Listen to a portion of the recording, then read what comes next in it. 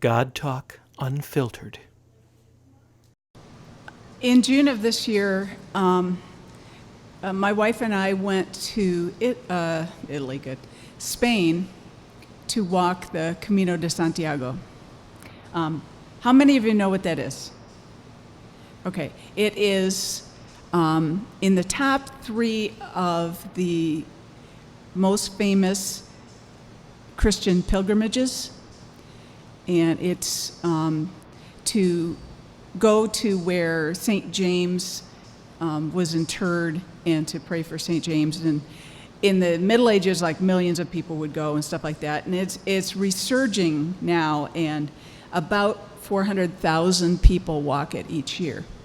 And you can walk like 500 miles. We did not walk 500 miles, but we did walk close to 100.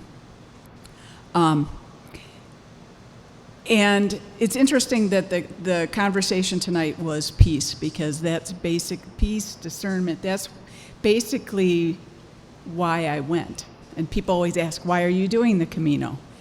And that was my answer. I was looking for some kind of connection. I was looking for some kind of way to get rid of the muddiness of my life.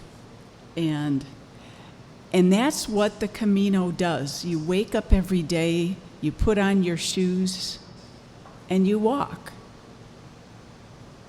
One step at a time, and you just walk. And then when you're tired, you stop.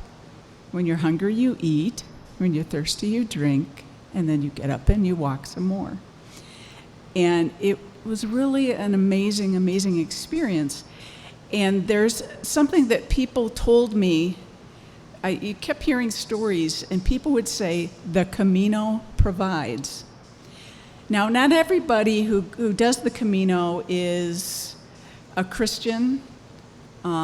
Originally, it was a Roman Catholic thing, but people do it for all sorts of reasons. But there's definitely a spiritual base that just kind of surrounds the entire thing.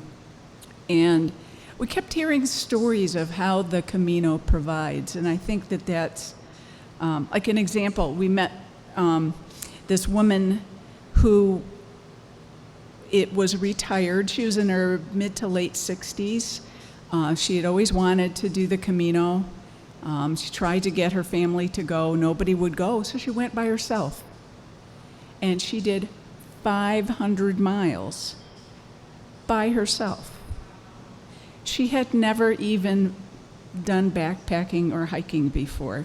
She showed up, she saw the little markers, and she started walking.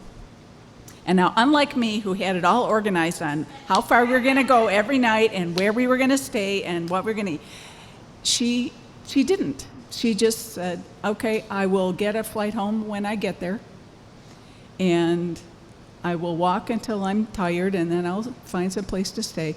And about a week into her trip, she had excruciating back pain. And she sat down along the side of the road, and she was trying to figure out what to do. And this person walked up and said, do you need help? And she kind of explained what was going on. And this woman said, we can help you.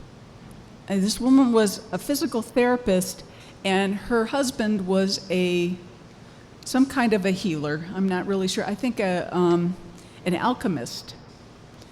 And they carried her to their home. And she spent a week there receiving the love and healing, and then went on. The Camino provides. So there are multiple different things that I could tell you that will say that, but it's amazing when you just kind of let go and you come together, and you just, in this wave of humanity, are doing something where you're setting aside your pettiness and you're bringing yourself, how God comes in and provides.